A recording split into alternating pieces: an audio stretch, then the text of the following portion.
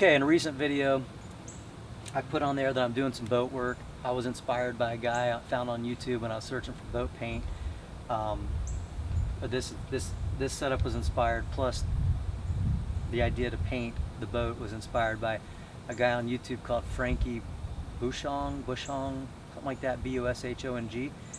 Looks like he's up in Virginia, works at a boatyard, paints boats, uses a 3M AccuSpray, and apparently likes the all grip paints, Allcraft 2000, and the associated primers and whatnot. But I did a lot of research because of that guy, and that's what I'm going with, basically the same setup.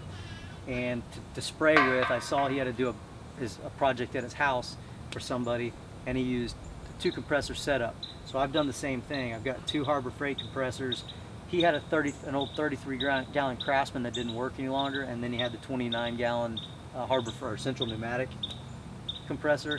So just like that setup, I've created a hose here which I can plug into each compressor. That goes down into an air filter regulator that I got from Harbor Freight.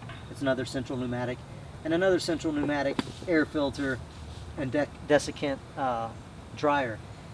So far, this tank doesn't, I don't know what it is about this one. This one's built better for some reason. This one doesn't fill up with much water, the skinny one, but the fat one does. Fills it with a ton of water. Hey, Pumps, what? You got an acorn? She caught me an acorn. This one, I've only seen like slight mist come out. Never seen any water out of this regulator. And the beads are kind of getting pink, but they were kind of pink, almost pink when I took them out of the bag. So when I bought them, they were already kind of exposed to the liquids. But this is my setup. If you got any questions about it, by all means let me know. Comments, like you want to tell everybody that this won't work for what I'm doing. I'll tell you right now that it is. I've got a 12,000, well, it's like a back sleeve from Harbor Freight. 12,000 RPM is what it claims, rotations per minute, 12,000 RPMs palm sander, and I've used that thing for an hour straight, and these things were able to keep up. Now they'll turn on and they'll maintain about 120 psi on the regulators up on the pressure gauges up here. One will turn on, then the other one will turn on, then they both go off, and then they'll turn on a little later. But they've been able to keep up with that sander. The sander claims 3 cubic feet per minute consumption at 90 psi. I don't believe that. I think it's a lot more based off how often these things need to stay on. But I'm able to basically constantly sand. Like I had to change this out periodically, but I'm able to almost constantly sand with this setup. So that's a feat, I think, in itself. I didn't have to get a 60-gallon compressor and mount it in the garage, which I almost did. Like I went to the hardware store, I was ready to pull the trigger, but there wasn't anybody to help me load on a trailer that day.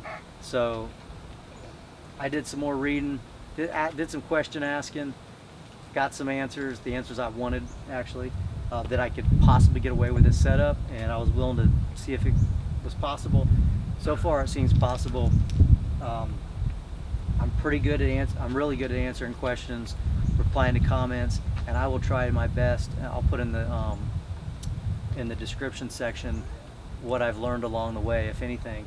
Now, one thing I've learned so far that I really don't like about these compressors is whoever designed them, I'm not going to get in here, but beneath the pump,